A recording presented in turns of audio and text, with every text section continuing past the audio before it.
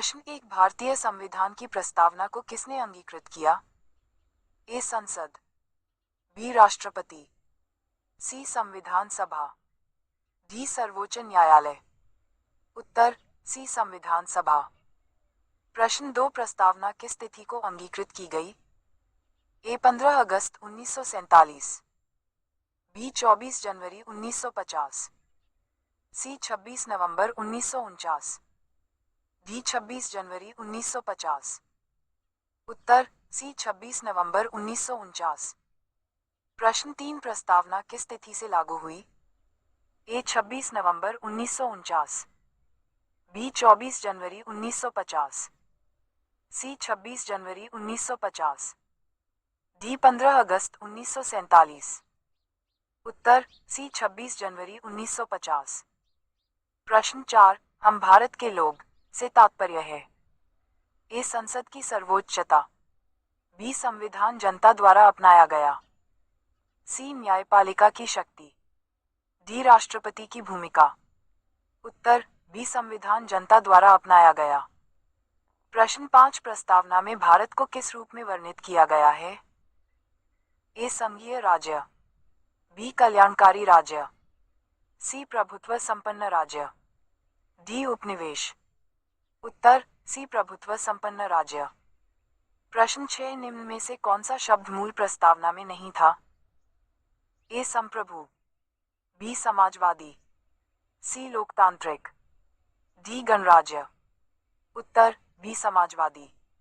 प्रश्न 7 समाजवादी और पंथनिरपेक्ष शब्द कब जोड़े गए? ए. 1951, बी. 1967, सी. 1976, डी. 1985। उत्तर सी. 1976। प्रश्न 8 42वें संविधान संशोधन से प्रस्तावना में क्या जोड़ा गया? ए. समाजवादी, बी. पंथनिरपेक्ष, सी. राष्ट्र की अखंडता, डी. उपरोक्त सभी। उत्तर डी. उपरोक्त सभी। प्रश्न 9 प्रस्तावना में न्याय के कितने प्रकार हैं? ए. 2, बी. 3, सी. 4, डी. 5। उत्तर बी. 3। प्रश्न 10 निम्न में से कौन सा न्याय प्रस्तावना में शामिल नहीं है? ए. सामाजिक, बी. आर्थिक, सी. राजनीतिक, डी. कानूनी। उत्तर डी. कानूनी। प्रश्न 11 प्रस्तावना में स्वतंत्रता किससे संबंधित है? ए. विचार, बी. अभिव्यक्ति, सी. विश्वास, डी. उपरोक्त सभी। उत्तर डी. उपरोक्त सभी। प्रश्न 12 समानता का अर्थ है? ए. कानून के समक्ष समानता, बी. अवसर की समानता, सी. स्थिति की समानता, डी. बी और सी दोनों। उत्तर डी। प्रश्न 13 बंधुत्व का उद्देश्य है? ए. धार्मिक एकता, बी. सामाजिक समानता, सी. व्यक्ति की गरिमा, डी. व्यक्ति की गरिमा तथा राष्ट्र की एकता। उत्तर डी. व्यक्ति की गरिमा तथा राष्ट्र की एकता। प्रश्न 14 प्रस्तावना संविधान का हिस्सा है, ये किस केस में कहा गया? A. Golaknath case, B. Shankari Prasad case, C. Keshavananda Bharati case, D. Minerva Mills case. उत्तर सी. केशवानंद भारती केस। प्रश्न 15 क्या प्रस्तावना संशोधित की जा सकती है? ए. नहीं, बी. हाँ पूर्ण रूप से, सी. हाँ पर मूल ढांचे के अधीन, डी. केवल संसद की अनुमति से। उत्तर सी. हाँ पर मूल ढांचे के अधीन। प्रश्न 16 प्रस्तावना किस देश के संविधान से प्रेरित है? A. Britain, B. America, C. Ireland, D. France. उत्तर बी. अमेरिका। प्रश्न 17 प्रस्तावना में गणराज्य का अर्थ है? ए. वंशानुगत शासक, बी. निर्वाचित प्रमुख, सी. तानाशाही, डी. सैन्य शासन। उत्तर बी. निर्वाचित प्रमुख।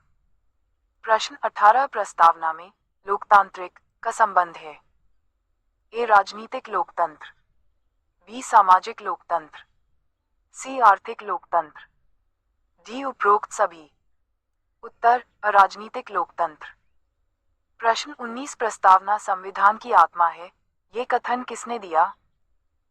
ए B R Ambedkar, B Nehru, C K M Munshi, D supreme court. उत्तर डी सुप्रीम कोर्ट।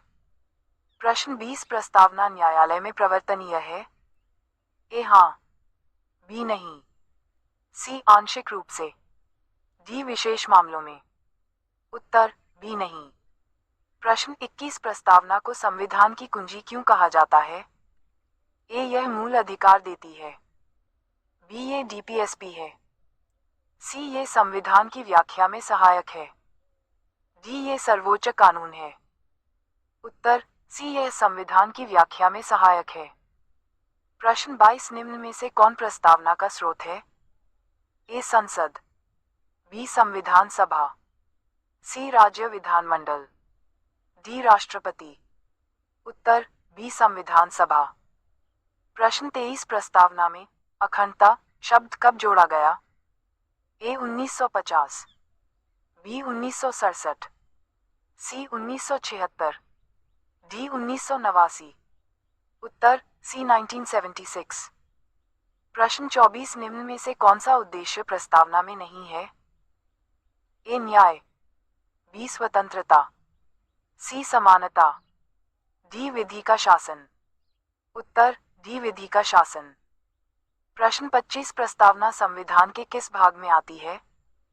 ए भाग आई, बी भाग 3, सी भाग इव, डी इससे पहले। उत्तर डी। प्रश्न 26 प्रस्तावना किस प्रकार का राज्य दर्शाती है? ए पुलिस राज्य, बी कल्याणकारी राज्य, सी सैन्य राज्य, डी धर्म आधारित राज्य। उत्तर बी कल्याणकारी राज्य।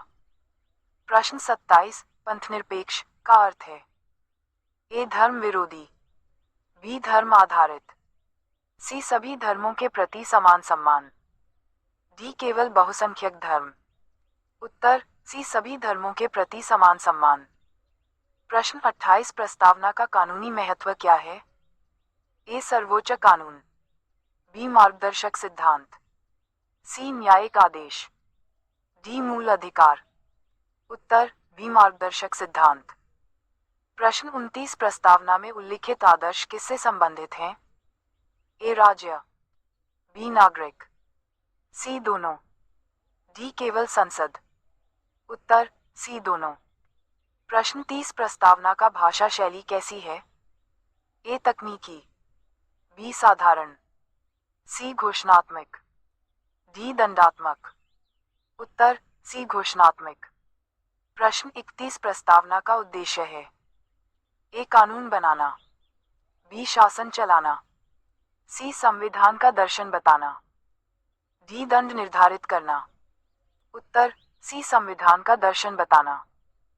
प्रश्न 32 निम्न में से कौन सा कथन सही है? ए प्रस्तावना डीपीएसपी का हिस्सा है, बी प्रस्तावना मूल अधिकारों से ऊपर है, सी प्रस्तावना संविधान का हिस्सा है, डी प्रस्तावना संसद द्वारा बनाई गई। उत्तर सी प्रस्तावना संविधान का हिस्सा है। प्रश्न 33 प्रस्तावना को पहली बार गैर प्रवर्तनीय बताया गया था? A Keshavananda case, B Berubari case, C Golaknath case, D Minerva Mills case. उत्तर बी बेरुबारी केस। प्रश्न 34 प्रस्तावना में स्वतंत्रता किससे संबंधित नहीं है?